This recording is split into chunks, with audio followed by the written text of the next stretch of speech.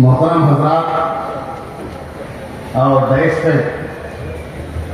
तशरीफ फरमा उलमा हजरात, खुसूसन इतना बड़ा जमे गफीर का इंतजाम करने वाले हमारे मौलाना जहीर साहब और उनके रुफ़ा और जिम्मेदारान मसाजिद, मैं समझता हूँ कि आपने बहुत बड़ा काम अंजाम दिया है। ये जमे गफीर देखकर लगता है कि 24 तारीख को जो होने वाला all India Muslim personal board का इजलास है, वो मेरे ख्याल में ये जमे गफीर वहाँ जाएगा तो भी आधा ग्राउंड से ज़्यादा भर जाएगा, ऐसा लग रहा है। आप लोगों को मैं ये बता देना चाहता हूँ कि इसकी तैयारी में हजरत अमीर शरीयत की सरपरस्ती में तकरीबन 1.5 महीने से अब तक 20 मीटिंगें हो चुकी हैं तैयारी के लिए, और तकरीबन 8 कमेटियां बनी हुई थी, अब 12 कमेटियां हैं।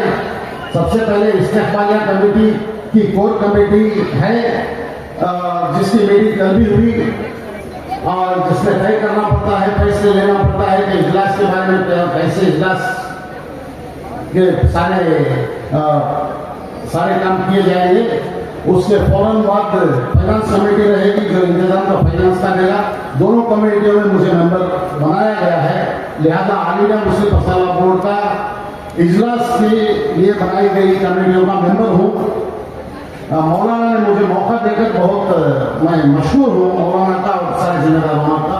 तो यहाँ थोड़ी आसान जबान में मैं तहफ़्फ़ुज़ शरीयत और तहफ़्फ़ुज़ औक़ाफ़ की बात बता देना चाहता हूँ, क्योंकि मुझे जितने लोग मिलते हैं उसमें बहुत सारे लोगों ने ये भी सवाल किया कि तहफ़्फ़ुज़ शरीयत और तहफ़्फ़ुज़ औक़ाफ़ क्या है।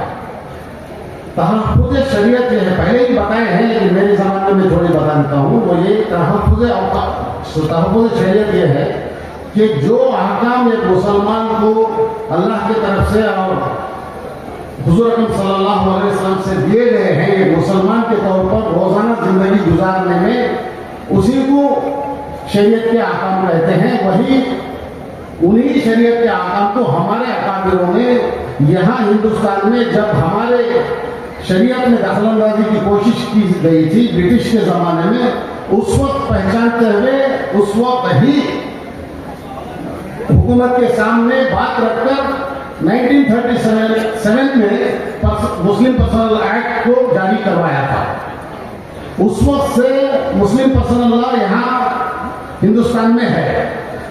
अभी जो है, अब जो हुकूमत आई है वो इस मुस्लिम पर्सनल लॉ में यानी मुसलमानों के आईनी क़वानीन, शरई क़वानीन या शख्सी क़वानीन, ये मुसलमान रहते हुए उसको जिन क़वानीन पर रोज़ाना अमल करना पड़ता है उसमें भी टांग लगाने की और उसमें भी दखलंदाजी करने की कोशिश कर रही है।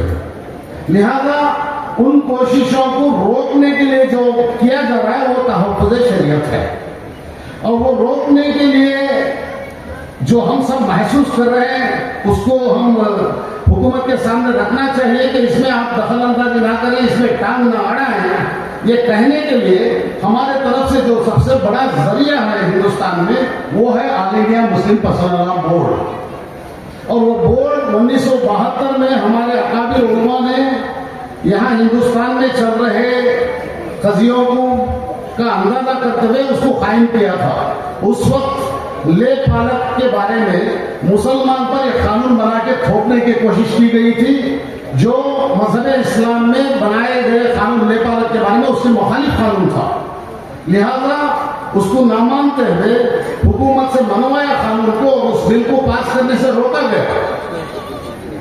उस वक्त जरूरत महसूस करते हुए सारे मसाले को साथ में लेकर शिया, सुन्नी, बरेलवी, देवबंदी, अहले हदीस, जमात इस्लामी, महदवी और जितने भी दीगर सबको साथ में लेकर इसका क़याम किया गया। इसीलिए आज आप स्टेज पर सारे मसाले के उलमा को भी देख रहे हैं। सब मुसलमान मिलकर इस्लाम पर, इस्लामी शरीयत पर, शरीय क़वानीन पर किए जाने वाले हमलों का मुकाबला करने के लिए और हम पर वो अपनी सोच के कानून ना थोपने के बात रखने के लिए ये all India Muslim personal board का क़याम किया गया, जिसकी 29वीं इजलास, सालाना इजलास यहाँ होने जा रहा है।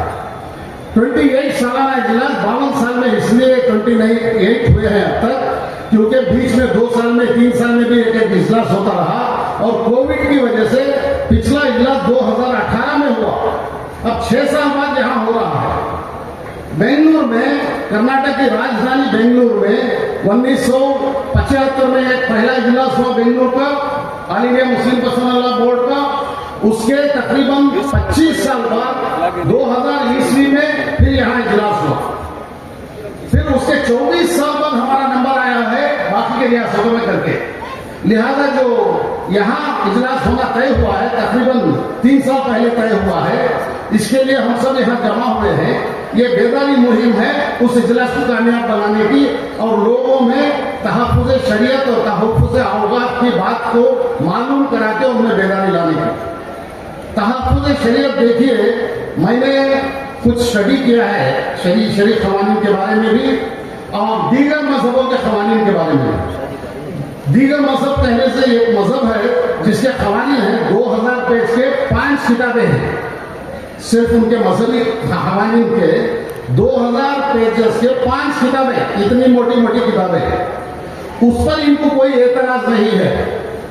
सारे रसायन उसमें घुसाए हुए हैं और ये भी उसमें कानून है कि अगर किसी एक घर का कस्टम भी है, उनका एक रस्म या रिवाज है और वो कानून के खिलाफ है, अगर वो बयान करें कोर्ट में जाके कि हमारा कस्टम है हम उसी पर चलेंगे, तो कानून कहता है कि उसको मान लेना चाहिए जज को। और हमारे क़वानीन जो सिर्फ इतने हैं, यहाँ बाकी दीगर क़वानीन अलग हैं। जो क़वानीन हुकूमत से पर्सनल लॉ के तौर पे मनवाए गए हैं वो देखिए, सिर्फ ये concordium of Islamic laws from all India Muslim personal law board, ये तकरीबन 30-40 साल पहले प्रिंट की गई है। इतनी सी किताब है, इतने ही क़वानीन हमारे पर्सनल हैं, अलग है। फिर भी इंशाअल्लाह हमारे कायम अब्बास साहब फरमा रहे हैं कि कापियां बना के तकसीम करें। इंशाअल्लाह मैं मुस्लिम पर्सनल लॉ बोर्ड को ये बात रखूंगा कि कापियां इंशाअल्लाह सबको मिलने दे सकें। इसमें उर्दू भी कापी है। आज मेरे घर में उर्दू कापी नहीं मिली, कहीं दूसरी जगह रह गई है। इतनी से है आईनी क़वानीन मुसलमानों को, इस पर एतराज है। एतराज करके अगर हमारे ऊपर कोई कानून लादते हैं तो जरा इंसान के तौर पर कोई भी सोच के बता दे, आखिर मेरी हुकूमत को उस क़वानीन को हमारे ऊपर लादने से फायदा क्या मिल रहा है? 1 पैसे का फायदा नहीं, किसी को भी फायदा नहीं। हमारे हम क़वानीन पर जो चल रहे हैं उन क़वानीन को छोड़कर दूसरा क़वानीन हम पर लादने की कोशिश की जाती है। इससे थोड़ा कोई बता दे कि उन्हें क्या फायदा होता है। कुछ फायदा नहीं। हमारी हुकूमत को कोई फायदा होता है? नहीं। मेरे देश को, मेरे वतन को कोई फायदा होता है? नहीं।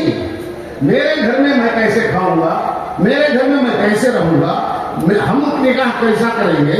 हमारे मजहब में अगर मुसीबत में आ जाए, शौहर बीवी रहना बहुत मजबूरी हो गई और दौलत हो गया, उनके साथ में जिंदगी करना, तब जाकर तलाक होगा। तलाक का कानून तो वो सिखाएंगे और सारे लोग जो मुसलमान नहीं वो बैठ के कानून बनाएंगे तलाक कैसे दिया जाना चाहिए। वो थोपेंगे मुसलमानों पर, क्योंकि पार्लियामेंट में मेजॉरिटी है इसलिए कानून बना के लाके थोप दिए और हम उस पर अमल करना है। जरा ये तो बताएं, जो तलाक कानून हमारी पार्लियामेंट में हुकूमत ने पास किया है वो कानून किस पर अप्लाई होता है? सिर्फ हिंदुस्तानी मुसलमानों पर। लेकिन मुसलमान अपने ऊपर उल्टे कानून लागू नहीं कर लेंगे, इनके कहने के मुताबिक वो अलग बात है। लेकिन उन्होंने जो कानून बनाया है और पास किया है वो लागू होगा मुसलमानों पर, उनके लोगों पर लागू नहीं होगा।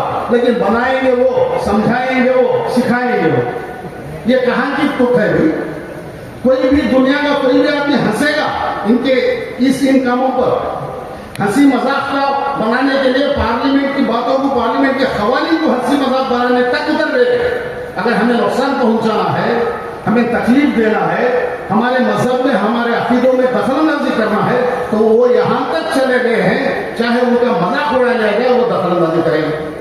इसकी रोक के लिए all India Muslim personal law board आगे आकर हमारा सबका सपोर्ट रहेगा तो इंशाल्लाह बात रखेगा और इंशाल्लाह उनकी दखलंदाजी को रोकी जाएगी।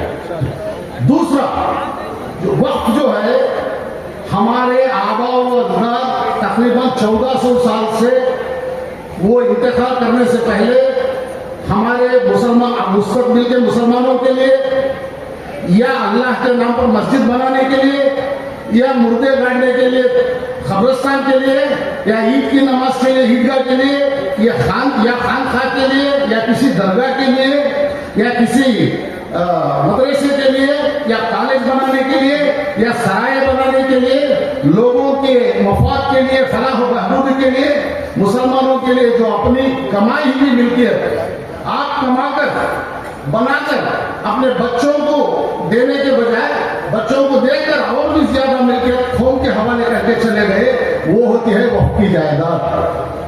अल्लाह के नाम पर उसे रोक देना या छोड़ देना, फिर वो सेल नहीं हो सकती, इस तरह वक्फ कर देना, वो है वक्फ की जायदाद। वक्फ को तहफ़्फ़ुज़ औक़ाफ़ का मतलब ये है कि वक्फ की जमा औक़ाफ़ है, उसकी तहफ़्फ़ुज़ यानी हिफाजत करना। वक्त की जायदाद जो 13-14 साल 100 साल से हमारे आबा व अजदाद ने हमारे लिए अल्लाह के नाम पर छोड़ी है, उस जायदाद में टांग लड़ाकर गैर मुस्लिमों को उसका जिम्मेदार बनाकर वो हड़पने की कोशिश की जा रही है, क़वानीन लाकर। उसी क़वानीन की मुखालिफत हमारी all India Muslim personal law board हम सब लोगों की जानिब से कर रहे हैं। लिहाजा हम जितने भी यहाँ जमा हुए हैं, ये सब हम हिस्सेदार हैं उसकी मुखालिफत करने में। इसी तरह हम 24 को भी जमा होंगे। आज जो लोगों ने भी ये किया है काम, मेरे ख्याल में सारी उम्मत का काम है। हिंदुस्तान के 25 करोड़ मुसलमानों का काम हम और आप अकेले हर शख्स कर रहे हैं। अल्लाह कबूल फरमाए। और इस हिफाजत में टांग लगाने की उनकी कोशिशों को रोकना है, लेकिन ये बात हरगिज नहीं सोचना है कि हम इतना कुछ करके भी वो कर देंगे तो क्या करेंगे, भाई तब देखा जाएगा। लेकिन जो हमें करना है उसको तो करके ही गुजरना है। अगर उससे भी रुक जाए ये सोचकर हम करने के बावजूद वो कानून लाएंगे, बहुत सारे लोग हमें से ऐसे कम हिम्मत हैं और हमेशा मायूस हैं। वो कहते हैं, मैंने सुना है कि भाई इतना कर दो क्या हो जाता है। भाई इतना देर को होता है नहीं होता वो अल्लाह के हाथ में है। जो तुम्हें हाथ पैर आंख दिमाग सब कुछ अल्लाह ने सलामत दिया है, इस्तेमाल करो और अपने फायदे के लिए और कौम के फायदे के लिए, वतन के फायदे के लिए तुम जो करना है वो करो। बात जो होगा वो अल्लाह की मर्जी। यही काम करने के लिए all India Muslim personal law board आगे बढ़ रहा है और उसमें साथ देने के लिए इंशाल्लाह 24 तारीख को हम सब जमा होंगे और 20 तारीख को 11 बजे हमारी सारी खवातीन जमा होंगी वहां पर। और क्योंकि खवातीन को बहकाकर फुसलाकर हमारे खिलाफ क़वानीन लाने के लिए उन्हें इस्तेमाल किया जा रहा है, उसको रोकने के लिए हमारे खवातीन को भी बेदार करना है। इसके लिए 20 तारीख को 11 बजे खवातीन का जलसा होगा, इजलास होगा उसी जगह पर खुदू साहब ईदगाह में। और 24 तारीख को बरोज़ इतवार तकरीबन 5 बजे मगरिब से कहा जा रहा है, मैं कहता हूँ नमाज वहां पढ़ लें मगरिब की, उस वक्त हम वहां जमा हो जाए और हमारा सपोर्ट दिखाएं ताकि हुकूमत को पता चले कि हमें भाई तुम्हारे क़वानीन हमारे ऊपर ठोसने की कोशिश नहीं मत कीजिए, तुम्हारे क़वानीन तुम्हारा सलामत, हमारा सलामत, किसके बाप का भी कुछ भी जाने का नहीं, हमें इस्लाम पर चलने से कहीं तो ये उल्टे काम करती। ये 2 दिन की हुकूमत के वास्ते ज्यादा मत करो करके हमें आवाज देना है। इतना कहते हुए मैं अपनी जगह लेता हूँ। बहुत बहुत शुक्रिया फिर एक बार इतना बड़ा इंतजाम करने के लिए, इतनी हिम्मत करने के लिए और इतना बेहतरीन और सलीके के साथ सबको बिठाने के लिए। हर आदमी आ रहे जा रहे, बहुत सलीके से बहुत बेहतरीन अंदाज से यहाँ सिक्योरिटी भी मेंटेन की गई है। इस सब के लिए मुंतज़िमीन को, खुसूसन मौलाना ज़हीर साहब को और उनके रुखा को और सारे जिम्मेदारों को मसाइल के मैं मुबारकबाद देता हूँ। आपकी हर छोटी छोटी कोशिश भी इंशाअल्लाह रंग लाएगी। आमीन। अल्हम्दुलिल्लाह।